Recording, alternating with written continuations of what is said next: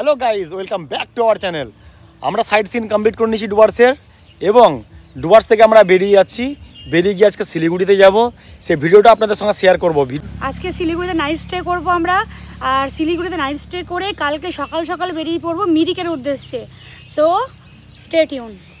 এবং মিরিকের যে লেক আছে ওই লেকে বোটিং করব, এবং মিরিকে যেগুলো সাইট সিনগুলো যেগুলো আছে সেগুলো কভার করব।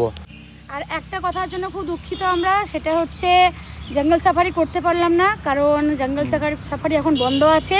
আর জঙ্গল সাফারি ওপেন হবে বললো সেপ্টেম্বরের 18 তারিখ 20 তারিখের মধ্যে। তো জানি না এখন কবে, কোনো ঠিকঠাক ডেট নেই যেহেতু। তো সেই জন্য দেখলাম এখানে আর কোনো কাজ নেই, বেরিয়ে পড়ি। তো শিলিগুড়ি যাচ্ছি, তো চলুন গাইজ। আমাদের চারিপাশটা দেখুন, শুধু চা বাগানে ভর্তি। আমরা এখানে দাঁড়িয়ে আজকে ইন্ট্রোটা দিলাম। খুব সুন্দর দুর্দান্ত একটা ভিউ, তার জন্য মাঝখান দিয়ে রাস্তা বেরিয়ে গেছে, আর দু সাইডে দেখুন চা বাগান। সো গাইজ, আমরা বেরিয়ে পড়েছি শিলিগুড়ির উদ্দেশ্যে। রাস্তা খুব সুন্দর, শিলিগুড়ি যাওয়ার রাস্তা, এবং পাহাড়ি এলাকা আমরা ছেড়ে দিয়েছি। ডুয়ার্সে সাইট সিন কিভাবে করেছি, ডুয়ার্সের সমস্ত সাইট সিনের ডিটেলস আপনাদেরকে দিয়েছি। এবং ডুয়ার্স থেকে আমাদের বেরোতে আজকে একটু লেট হয়ে গেছে, আর আজকে আমাদের লাঞ্চ করা হয়নি, ম্যাগি খেয়ে আছি ওখানে কোথাও, কারণ পাহাড়ে ম্যাগি মোমো এইসবই, ভাত টাত কোথাও দেখতে পেলাম না যে লাঞ্চ করব। এইগুলো সব জনবসতি এলাকা, খুব ভালোই এলাকাগুলো। আর আমরা যখন ডুয়ার্সে ছিলাম, সো ওগুলো একটু ফাঁকা ফাঁকা এলাকা।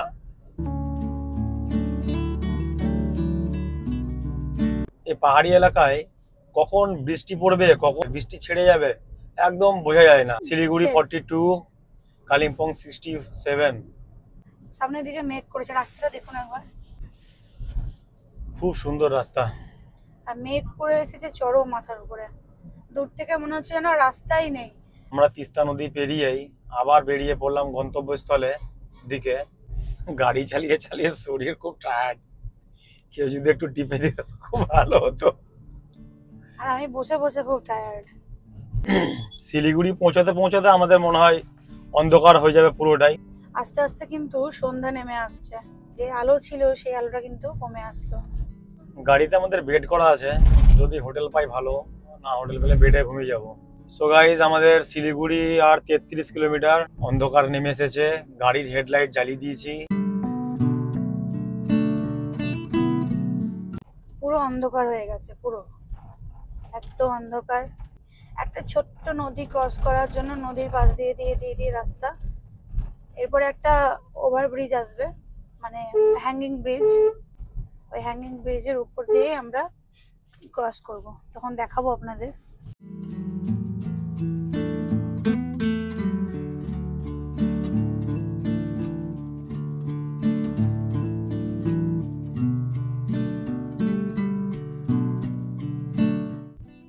এটা হচ্ছে আমাদের হ্যাঙ্গিং ব্রিজ, খুব সুন্দর। এখান থেকে ট্রাফিক মনে হয় একটু পাবো। আমাকে যেতে হবে বাঁ সাইডে, কিন্তু রাইট সাইড যেটা আমার আছে ডান সাইড, সেটা দিকে চলে যাবে গ্যাংটক।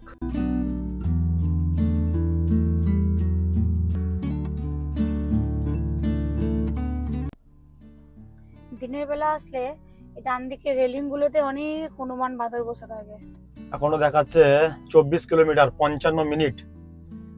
24 কিলোমিটার 55 মিনিট লাগে না, কিন্তু এটা পাহাড়ি এলাকা, তার জন্য কিন্তু 55 মিনিট বলছে, দেখাচ্ছে এখানে। 24 কিলোমিটার এরকম আমাদের খুব জোর 15 মিনিট লাগে। জানি না কেন এতটা মনের মধ্যে সাহস আছে। আর সাহসটা আমার ওয়াইফ যখন আমার পেছনে পাশে বসে থাকে, সাহসটা আর আমার দ্বিগুণ বেড়ে যায়। পুরোটাই ওর ক্রেডিট। গাড়ি চালাতেও জানি না, আমার কেন ক্রেডিট? তুই পাশে বসে থাকলে আমার সাহস বেড়ে যায়, জানি না কেন। এই অন্ধকারে পাহাড়ি এলাকায় রাস্তা দিয়ে গাড়ি চালানো আমার একটা নতুন অভিজ্ঞতা বাড়লো জীবনে। জীবনে ভাবিনি যে এভাবে রাত্রেবেলা আমরা পাহাড়ে নিজেরা গাড়ি চালিয়ে আসবো। একদম। এদিকে একটা ফ্লাইওভার বানাচ্ছে, এটা যদি ফ্লাইওভারটা তৈরি হয়ে যায় তাহলে কিন্তু আর জ্যাম থাকবে না। শিলিগুড়ি আর 9.4 কিলোমিটার। ঘড়ি কাটায় 7টা বাজতে আর 15 মিনিট দেরি আছে। আশা করছি 7:30টার মধ্যে পৌঁছে যাবো। আমি পেছন থেকে গিয়ে একটু ফুচকা খেতাম।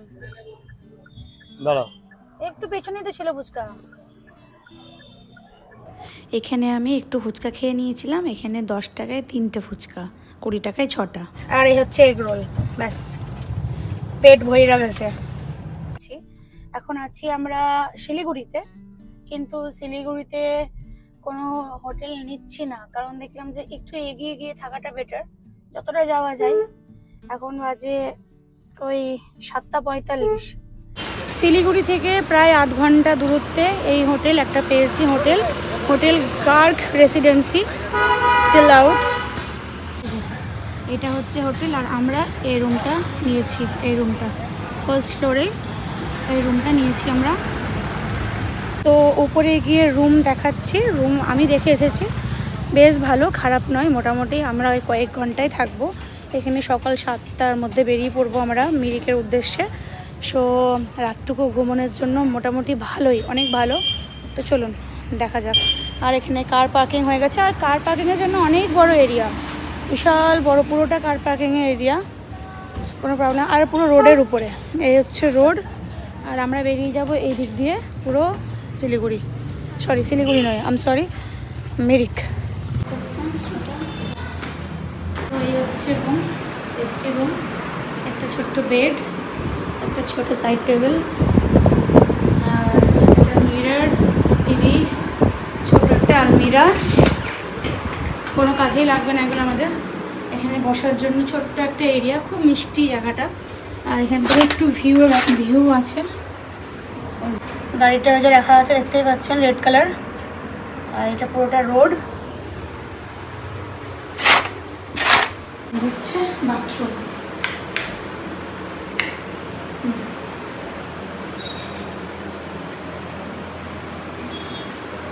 হচ্ছে বাথরুম।